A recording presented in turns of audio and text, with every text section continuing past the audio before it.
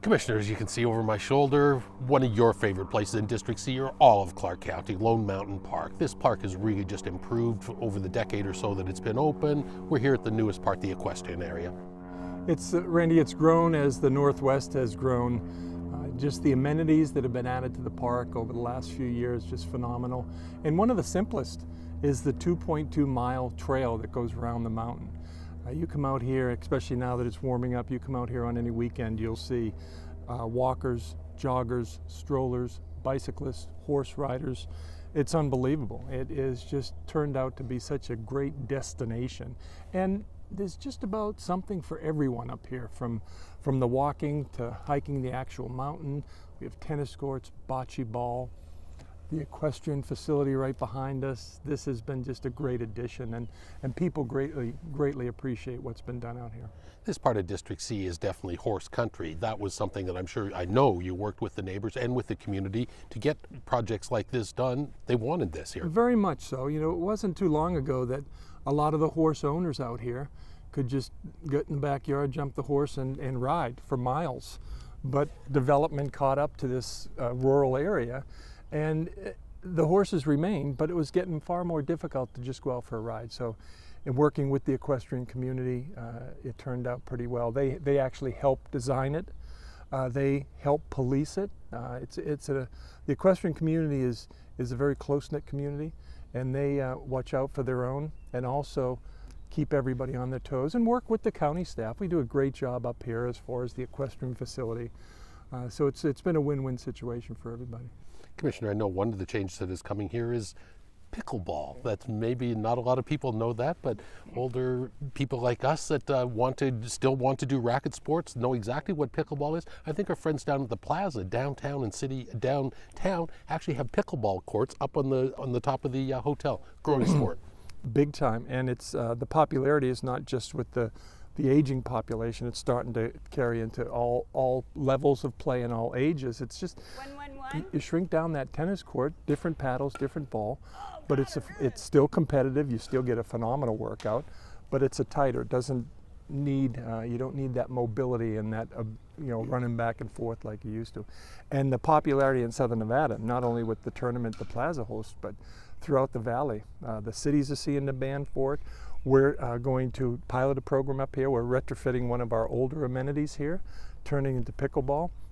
We've been approached by the Nevada Pickleball Association. They're looking to build, like we do so well in this valley, a kind of a home for pickleball. Not just one court, maybe a dozen courts. They can start hosting local and out-of-town tournaments. It's amazing. The innovation in the sports world just keeps going and going and going. They come up with everything from, who would have thought Frisbee would be a competitive sport? We've got the Frisbee Park down at Mountain Crest and, the trail up here. It's great. And the best thing, it's recreation. It's what we do at the county as well as anybody. We provide those recreational opportunities. And we'll have to wear those dapper green vests for pickleball tournaments out here. Pickleball, especially around the St. Patrick's Day time of the year. Excellent. Commissioner, a lot of people wouldn't know it. If you go on the other side of that mountain, 215 is making its way around here. One of the last sections of 215 is here in District C from Wallapai to Craig. We had a chance to tour that just the other day, and a lot of work being done. You're cautioning motorists to be careful, but at the same time, this beltway is still tracking its way through this part of District C. It is, and we're hoping right now we're on time and on budget.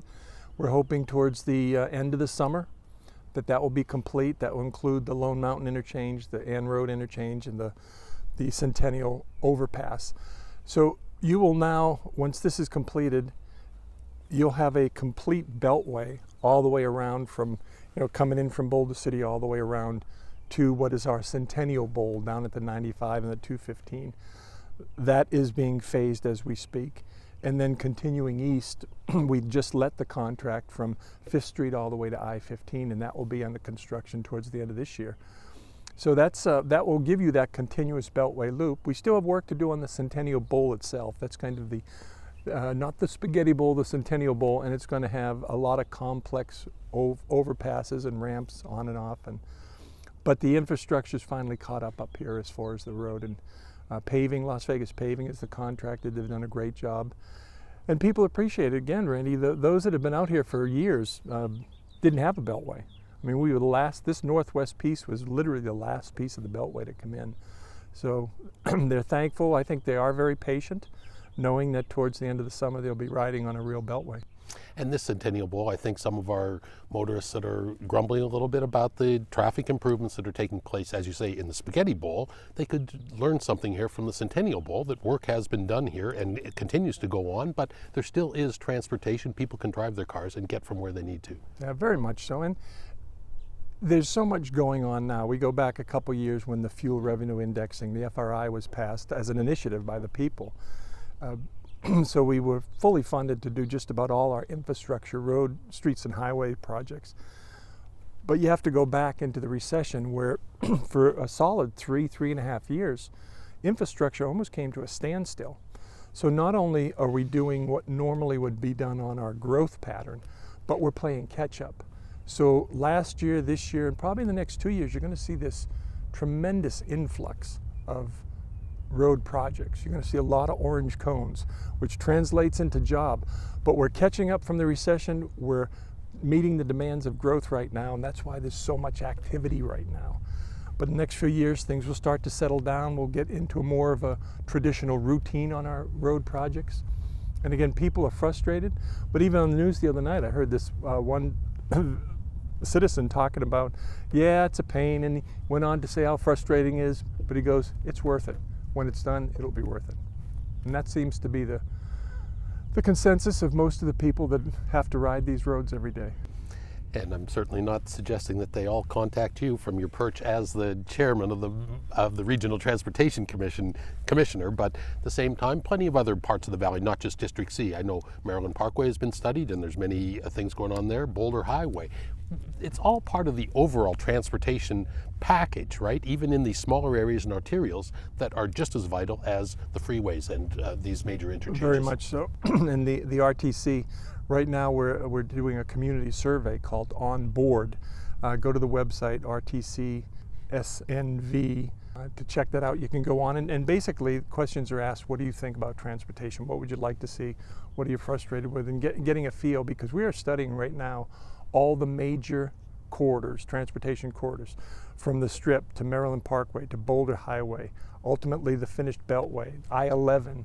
All those are being looked at from the valley to make sure that we are staying out in front of where we know investment has to be. And again, it's going to be ongoing, because we, in the public agency world, and especially in infrastructure, we can't get out in front of growth too often, be it water or sewer or roads. We have to try to meet that growth demand. We have to stay up with growth. And it's frustrating. It can be frustrating, because sometimes the private sector moves a little bit quicker than us. But right now we're taking a deep breath as far as what do we want to look like in the next 15, 20, 25 years from a public infrastructure standpoint. And the citizens have been great in responding. They're really giving us some guidance as far as what they envision us becoming. You have had a series of town hall meetings right here in this area to talk about the rural streets and some of the other rural areas here in District C. That fits in with the same part of the transportation picture, Commissioner? Very much so. Out here, this is such a unique area in the valley. This unincorporated area at the base of Lone Mountain, that we often, for many, many years, they resisted sidewalks and street lights, and it was just a special place. But again, even in this area, the growth has been phenomenal over the last decade. So it can't be like it was 20 years ago. They can't ride their horses out the front door and for a mile. And we've come in and started to look at safety issues.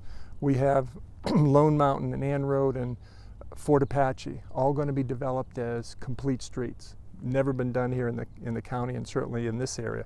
But it will have sidewalks, expanded sidewalks, street lights. Then we're going on to some of the rural roads out here and taking a look at what we can do under that rural design that would create a safer environment for walkers, horse riders, anybody that's using those corridors. And again, it's the input from the citizens. They all understand things have changed out here dramatically. So they've been part of the solution, part of the guidance that moving in a new direction.